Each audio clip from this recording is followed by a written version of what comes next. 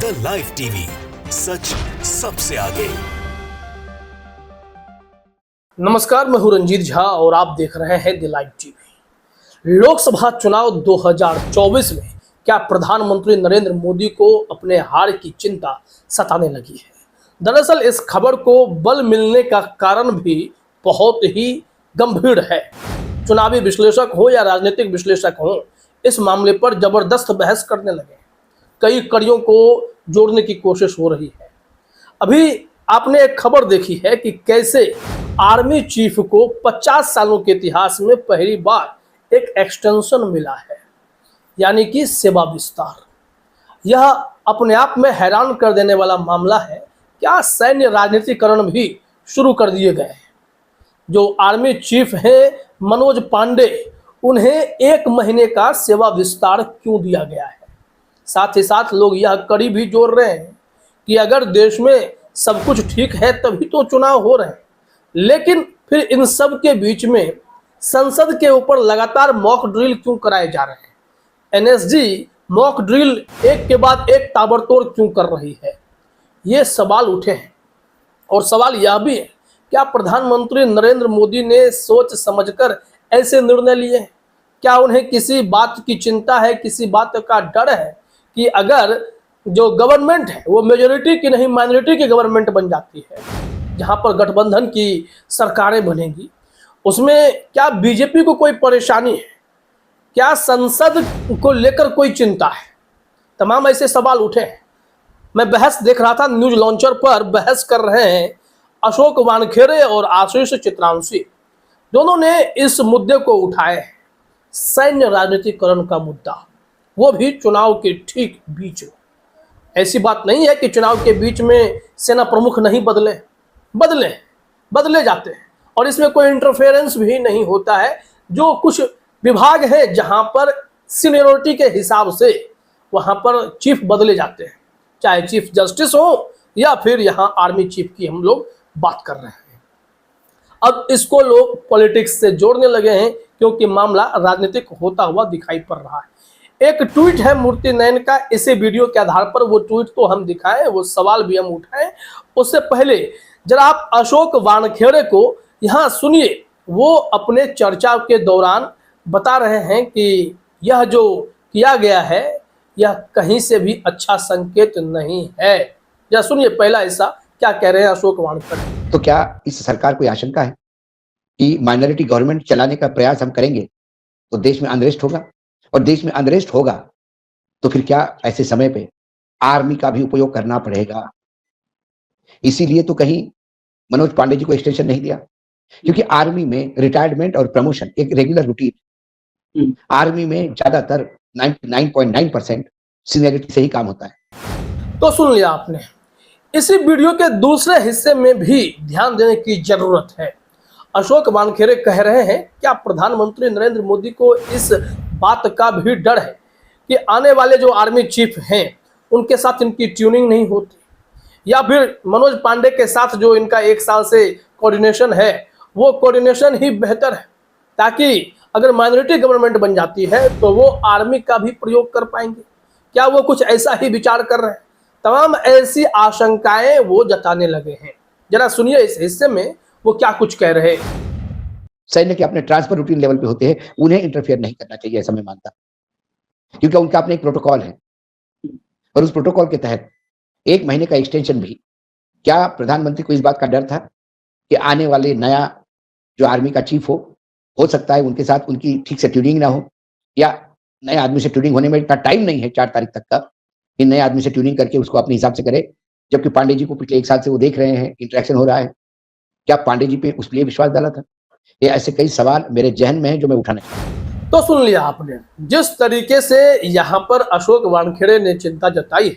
उसके बाद आशीष चित्रांशी भी कहते हैं कि अगर देश में सब कुछ ठीक है तभी चुनाव हो रहे हैं, लेकिन अचानक से ये संसद पर मॉक ड्रिल क्यों कराए जा रहे हैं? क्या हो गया है? एनएसजी वाले कभी छत पर उतर रहे हैं? आखिर किस बात की चिंता से मोदी जी घिरे हुए हैं, इसको लेकर सवाल है। और इसी में सबसे बड़ा सवाल यह जोड़ दिया गया कि कैसे पीएसएस से यह जिम्मेदारी छीनकर सीआईएसएफ को सौंपी जा रही है पार्लियामेंट की सिक्योरिटी की। पीएसएस आप जानते हैं, पार्लियामेंट्री सिक्योरिटी सर्विस, जो अभी तक संसद के सुरक्षा की पूरी जिम्मेदारी लेती रही है, काम करती रही है, उससे अब लोकसभा अध्यक्ष को निर्णय करना होता है। लोकसभा अध्यक्ष इस वक्त मोदी जी जो कहते हैं वो करते हैं, ओम बिरला साहब। तो पीएसएस से यह सुरक्षा की जिम्मेदारी छीनकर सीआईएसएफ को देना भी, यानी सेना के हवाले कर देना भी बहुत बड़ी चिंता की ओर इशारा करने लगी है। यहाँ आपको मूर्ति नैन के ट्वीट को देखना जरूरी है, वो जो सवाल उठा रहे हैं इसी वीडियो के आधार पर। Very big shocking news, Modi ने बीच चुनाव में आर्मी चीफ मनोज पांडे को दिया सेवा विस्तार और संसद भवन किया सेना के हवाले, क्योंकि एक कमेटी बैठी थी पीएसएस को लेकर और पीएसएस से कहा गया कि अब आपका काम खत्म है, यहाँ सीआईएसएफ को हम लोग जिम्मेदारी देंगे और संसद की सुरक्षा वही लोग करेंगे। तो इस वजह से इस मुद्दे की चर्चा हुई है कि आजाद भारत के इतिहास में यह पहला मौका है जब किसी आर्मी चीफ को सेवा विस्तार दिया जाता है, जिस पर कुछ सवाल खड़े होते हैं। मोदी सरकार ने आर्मी चीफ को सेवा विस्तार क्यों दिया? संसद भवन की सुरक्षा बदलकर सेना को क्यों तैनात किया गया? क्या 4 जून के बाद मोदी को जनता के विरोध की आशंका है? सेना संसद भवन पर मॉक ड्रिल क्यों कर रही है? क्या मोदी जनता के खिलाफ सेना का इस्तेमाल करने की योजना बना रहा है? क्या होने वाला है? यह एक गंभीर प्रश्न है। असदुद्दीन ओवैसी ने भी यहाँ आर्मी चीफ के एक्सटेंशन को लेकर सवाल खड़े किए हैं। वैसे अगर टेक्निकली देखा जाए तो यह हवाला दिया जा रहा है कि 30 जून तक ही अगले जो 2 आर्मी चीफ बनते उनके पास कार्यकाल है, उसके बाद वो 30 जून को ही रिटायर हो जाएंगे। तो क्यों ना बीच में उन दोनों के करियर को खा लिया जाए। शायद मोदी जी यही प्लान कर रहे होंगे कि मनोज पांडे ही 1 महीना और संभाल लें, इन दोनों को मौका ही ना मिले और फिर 1 महीने के बाद जो है नए आर्मी चीफ का हम लोग घोषणा कर देंगे और वहां पर नए आर्मी चीफ नियुक्त हो जाएंगे। यह एक चिंता का विषय है कि सुप्रीम कोर्ट में भी देखा जा रहा है, कई जगह यह हुए हैं कि जो जूनियर के पद हैं चाहे उन्हें ही प्रमोशन मिल जा रहा है, सीनियर बैठे रह जाते हैं। और इसमें खास करके कॉलेजियम सिस्टम के तहत देखा जाए तो सरकार जो फाइल पर कुंडली मारती है तब तक सीनियरिटी लेवल जो है बहुत तेजी से आगे बढ़ता है, उम्र गुजर जाती है और उन्हें प्रमोशन नहीं मिल पाता है।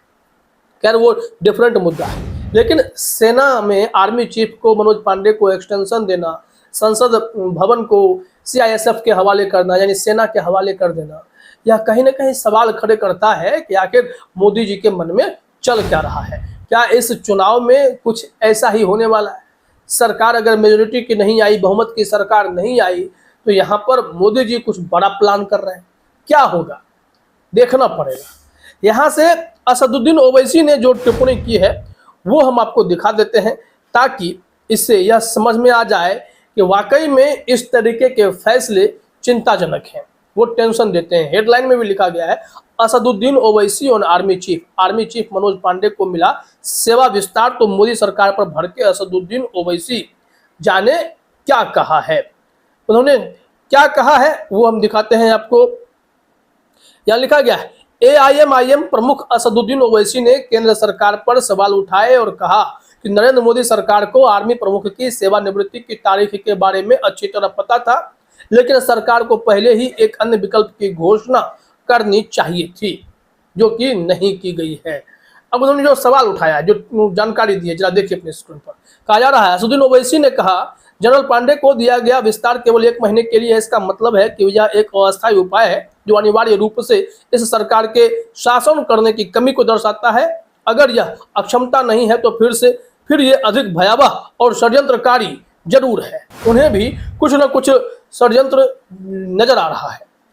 जो आगे ओवैसी कहते हैं वो भी देख लीजिए। एआईएमआईएम प्रमुख ने आगे कहा कि हमारे सशस्त्र बलों को सत्तारूढ़ पार्टी की राजनीति से दूर रखा जाना चाहिए, लेकिन पिछले दशक में हमने देखा है कि मोदी सरकार ने अपने चुनावी फायदे के लिए सैनिकों का इस्तेमाल और दुरुपयोग किया है। हमने इसे चीन सीमा पर देखा है, जहां हमारे सैनिक एलएसी पर गश्त करने में असमर्थ हैं। जनरल पांडे पर यह ताजा फैसला फिर से पीएम मोदी, रक्षा मंत्री और भारत के राष्ट्रीय सुरक्षा पर निर्णय लेने में शामिल सभी लोगों पर बुरा प्रभाव डालता है। निश्चित तौर पर असदुद्दीन ओवैसी की चिंता जाहिर है और जिस तरीके से अशोक वानखेड़े ने भी सवाल खड़े किए हैं उसका जवाब तो बनता है। फिलहाल इस वीडियो में इतना ही। आप सभी का हमसे जुड़ने के लिए बहुत बहुत धन्यवाद। द लाइव टीवी, सच सबसे आगे।